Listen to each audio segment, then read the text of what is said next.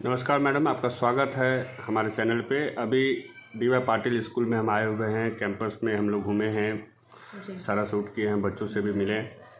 इस स्कूल का अभी जो जेई मेन का एग्ज़ाम हुआ है उसमें बहुत अच्छा मार्क्स आया है बच्चों का। तो इसी विषय में हम आपसे जानना चाहेंगे कि क्या कुछ कहना चाहिएगा। पहले तो ये बहुत ही गर्व और खुशी की बात है कि बच्चे अभी बोर्ड एग्ज़ाम भी नहीं दिए हैं और इस बोर्ड के साथ तैयारी के साथ साथ उन्होंने जेई भी कॉम्पीट किया। अभी तक तो मुझे 14 स्टूडेंट्स का पता चला है, लेकिन सुनने में आया कि अभी और बच्चे हैं, वो अप्रोच कर रहे हैं हम लोग उनका रिजल्ट लेने के लिए। एंड हाईएस्ट परसेंटाइल जो हमारे स्कूल का जो जेई के बच्चे ने किया, आयुष 99.8% है उसका, और काफ़ी अच्छा है। बाकी बच्चों ने भी बहुत अच्छा किया, अनमोल है, आदित्य है, इन लोगों ने बहुत ही अच्छा किया है। और ये सब हमारे टीचर, ये सारे रेगुलर बच्चे थे, कोई ऐसे बच्चे नहीं है जो कि इरेगुलर थे।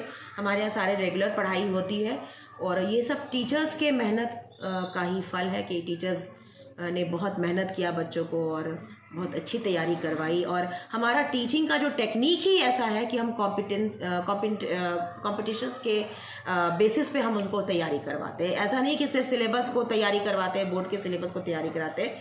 इनफैक्ट हर चैप्टर के बाद कंपटीशन में, जेई में या नीट में कितने क्वेश्चंस आते हैं, उन सब को हम लोग प्रैक्टिस करवाते हैं।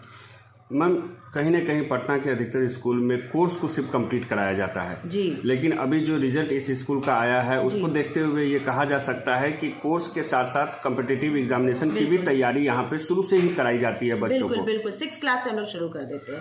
इनफैक्ट 1 to 5 में हम लोग उनके लेवल का करते हैं। ओलंपियाड्स हमारे यहाँ होता है हमेशा, क्विजेज होते हैं और ब्रेन गेम्स हम लोग करते हैं ताकि बच्चों का ब्रेन शार्प हो जाए, और मौका देते हैं कि बच्चे खुद से वो हेजिटेशन को ख़त्म करें, कि खुद से आ करके और पार्टिसिपेट करें, और क्विज में हो, चाहे डिबेट में हो, चाहे इलेक्यूशन में हो, वो आगे बढ़ चढ़ करके उसमें हिस्सा लें और उनका हेजिटेशन हम दूर करें। कॉन्फिडेंस लेवल बढ़ता है उससे। मैम, अभी जो नया सेशन शुरू होने वाला है तो उस सेशन पे ऐसे गार्जियन और पेरेंट्स और बच्चों को क्या कुछ मैसेज देना चाहिएगा आप? न्यू सेशन पे सबसे पहला मैसेज तो मैं गार्जियंस को यही दूंगी कि बच्चों को मोबाइल से दूर रखें, क्योंकि मोबाइल कहीं ना कहीं बच्चों के मेमोरी रिटेंशन पे असर कर रहा है। और इंटरनेट फैसिलिटी अगर दिए हैं तो थोड़ा सा बच्चों को ऑब्जर्व करें कि बच्चे सही चीज़ देख रहे हैं कि नहीं, सही दिशा में जा रहे हैं। उसमें स्कूल का भी पूरा सहयोग है, हम लोग ऑब्जर्व करते रहते हैं कि बच्चों में कितना, क्योंकि इंस्टाग्राम आज छोटे बच्चे भी, पेरेंट्स, बच्चा जन्म लेता है, पेरेंट्स उनको मोबाइल दे देते हैं क्योंकि वो चाहते हैं कि वो फ्री रहे, उनके टेंशन से वो दूर रहे और मोबाइल से बच्चा खेलता रहे। तो इस चीज़ को थोड़ा सा पेरेंट्स कम करें, और पढ़ाई में जितनी भी सहयोग होगी स्कूल की तरफ से हम लोग वो करेंगे।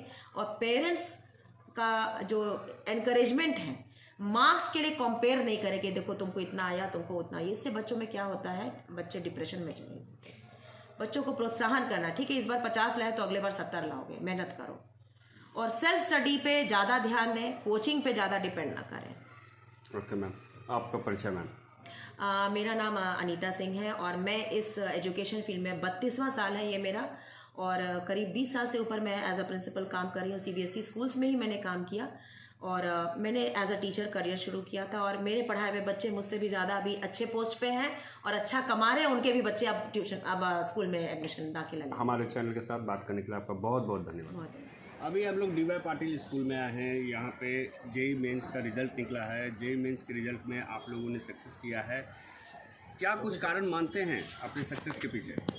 सर, यहाँ के टीचर बहुत बढ़िया है सर, बढ़िया सपोर्टिव भी है और एक्सप्लेन भी बहुत, पढ़ाने को उन लोग का वे कुछ अलग ही है, मतलब पढ़ाते हैं तो बहुत अच्छे समझ में आ जाता है सर। समझने का मतलब हम ये खुल के थोड़ा सा बताइए कि यहाँ पे जो पढ़ाई कराई जाती है, क्या बाहर से भी आप लोगों को कहीं से सपोर्ट लेना पड़ता है, ज़रूरत पड़ती है, या यहाँ के टीचर ही इतने क्वालिफाइड हैं जिसके कारण आपको किसी भी सपोर्ट का, दूसरे सपोर्ट का ज़रूरत नहीं पड़ता है? टीचर क्वालिफाई इस स्कूल में आपका बेस जो है वो तैयार कर दिया जाता है। ये एक फ़ायदा है 11th-12th में। तो फिर अगर आपका बेस अगर एकदम तैयार है तो मतलब फिर आप कहीं से ले या फिर आप अपने दम पे भी कुछ खुद बिना किसी कोचिंग में एडमिशन लिए आप मतलब इस जेईई एग्ज़ाम को क्लियर कर सकते हैं बड़े आराम से। कहीं न कहीं इस आपके सक्सेस के पीछे इस स्कूल का हाथ माना जाएगा। ठीक है, आपने कहीं भी बाहर पे किसी दूसरे इंस्टीट्यूट में तैयारी नहीं की, अभी आपने एग्ज़ाम भी नहीं दिया, फाइनल एग्ज़ाम जो स्कूल का होता है वो एग्ज़ाम भी नहीं दिया है, और पढ़ाई करने के साथ साथ आपने ये जेईई मेन को क्रैक किया है, ये बहुत बड़ी बात है। हम दूसरा सवाल आपसे ये करना चाहेंगे कि अभी जो बच्चे बाहर में कोचिंग क्लासेस कर रहे हैं, ठीक है, स्कूल भी पढ़ रहे हैं, बड़े बड़े स्कूलों में पढ़ रहे हैं, लेकिन क्लासेस भी कर रहे हैं, और उसके बावजूद भी उनका ये जेईई मेन क्रैक नहीं हो पाता है, तो वैसे बच्चों को क्या कुछ कहना चाहिएगा, कैसे तैयारी करना चाहिए? Self study is very important. आपको वो तो उसका तो आपको ध्यान रखना ही पड़ेगा, चाहे आप किसी भी कोचिंग में रहें, किसी भी स्कूल में जाएं, वो स्कूल कैसा भी हो या कोचिंग कैसा भी हो, अगर आप सेल्फ अपने से खुद अपने दृढ़ निश्चय करके आप नहीं पढ़ पा रहे हैं, आप कहीं से आपको डिस्टर्बेंस होता ही है, तो मतलब आप में अंदर कॉन्फिडेंस ऑटोमेटिकली नहीं आएगा, और उसी कॉन्फिडेंस के लिए आपको वो कहते हैं सेल्फ थिंकिंग चाहिए, और सेल्फ थिंकिंग अकेले में ही होती है, भीड़ भाड़ में नहीं हो पाएगी। एक बहुत महत्वपूर्ण सवाल ये उठता है कि यहाँ पे जो आप इस स्कूल में पढ़ रहे हैं तो वो तो कोर्स की पढ़ाई कराई जा रही होगी, ये जो जेईई मेन क्रैक आपने किया है तो वो तो कम्पिटिटिव बुक्स हुए, कम्पिटिटिव एग्जामिनेशन की तैयारी हुई, तो क्या यहाँ पे कम्पिटिटिव एग्जामिनेशन की भी जो कुछ क्वेश्चन होती होगी, जो मॉड्यूल होता होगा, जो सीरीज़ पेपर होते होंगे, तो उससे रिगार्डिंग भी क्वेश्चन पूछने पर टीचर आपको सपोर्ट करते थे? यस एकदम। जैसे 70% कहा जाता है कि सीबीएसई का अगर आप पढ़ें तो इस एग्ज़ाम में बहुत ज़्यादा फ़ायदा होता है, 70%। इसका 30% आप घर पे क्या कर रहे हैं, कौन से बुक लगा रहे हैं, कौन से मॉड्यूल बना रहे हैं, उससे भी है, क्योंकि ये एग्ज़ाम के लिए बस आपको ज़्यादा से ज़्यादा क्वेश्चन ही मायने रखता है, वो कहीं से भी। चलिए, हमारे चैनल के साथ बात करने के लिए आपको बहुत बहुत धन्यवाद। हम चाहेंगे कि आप अपना नाम और जो परसेंटेज आपको आया है ज़रूर हमारी जनता को बताएँ। मेरा नाम Mohit Kumar and percentile I got 98.85%। आप अपना बताइए। My name is Himanshu Sekhar. I got 94 percentile. My name is Rana Pratap. I got 82 percentile. My name is Aditya Raj. I got 97 percentile. आप बताइए। My name is Arpit Kumar and I got sir, यहाँ D Y Patil के बच्चों ने बहुत ही शानदार प्रदर्शन किया है जेईई मेन के लिए, क्या कुछ कारण मानते हैं इसमें? सबसे पहले तो सर मैं कहना चाहूँगा उन बच्चों को बहुत बहुत बधाई पूरे डीवाई पाटिल की तरफ से और हम टीचर्स की तरफ से। मैं बस इतना ही कहना चाहूँगा सर कि हमने जितना मेहनत बच्चों के ऊपर किया, बच्चे उस मेहनत के अनुरूप उन्होंने इस एग्ज़ामिनेशन में परफॉर्म किया और हम अंदर से काफ़ी खुश हैं।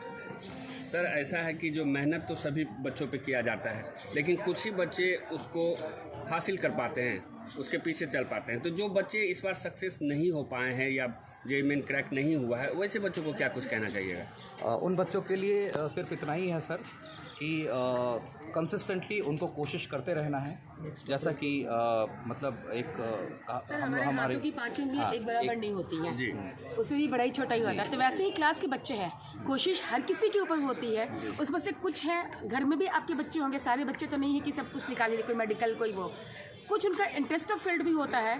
पीसीएम लेके पढ़ रहे हैं, इसका मतलब ये नहीं है कि सबकी सब जेईई मेन से निकाल लिया, लेकिन जिनका इंटरेस्ट ऑफ फील्ड वो था उन्होंने किया।